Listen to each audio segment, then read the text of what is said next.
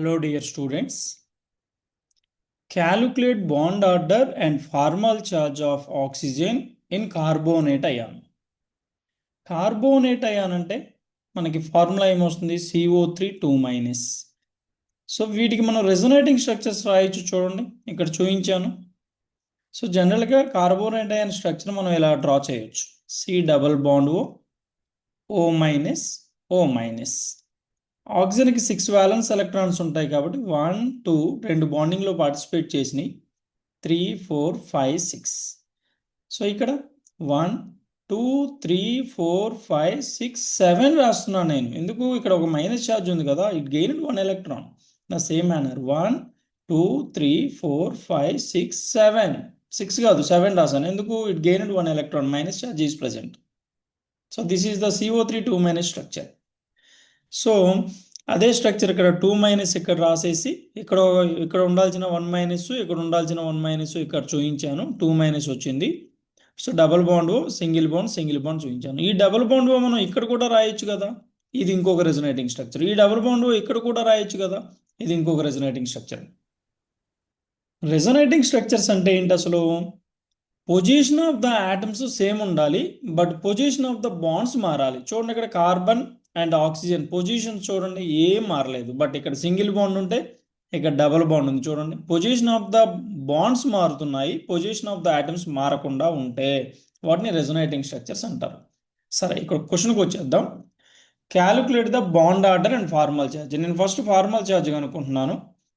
యాక్చువల్గా ఇక్కడ 2- కనిపిస్తుంది ఆక్సిజన్కి, ఒక్కొక్క ఆక్సిజన్ మీద మైనస్ కనిపిస్తుంది కదా. మరి జనరల్గా ఆక్సిజన్కి అడిగారు ఇక్కడ ఫార్మల్ ఛార్జ్, యావరేజ్ చెప్పాలన్నమాట.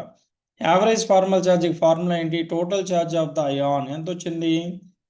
-2 ఉంది. అయాన్ మీద టోటల్ ఛార్జ్ -2 ఉంది, divided by number of resonating structures ఎన్ని వచ్చాయి మనకి?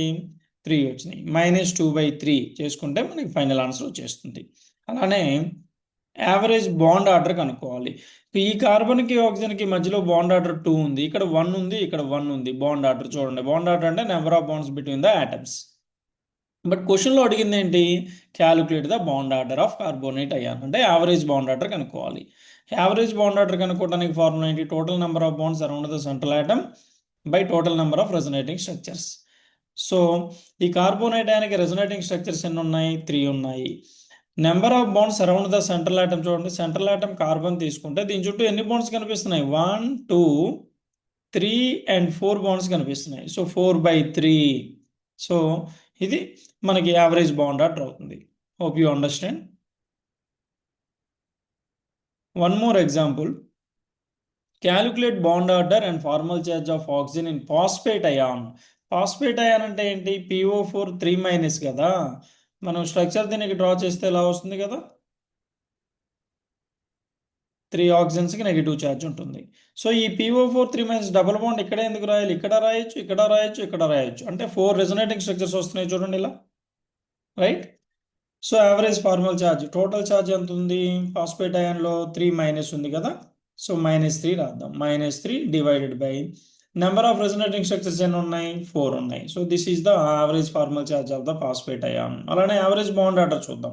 Number of bonds around the central atom ఎన్ని ఉన్నాయి? సెంట్రల్ ఆటమ్ చుట్టూ చూడండి 5 బాండ్స్ కనిపిస్తున్నాయి కదా. 5 divided by total number of resonating structure phosphate అయాన్కి ఎన్ని వచ్చినాయి? 4 వచ్చినాయి. 5/4 క్యాలిక్యులేట్ చేయండి, you will get the final answer. Hope you understand.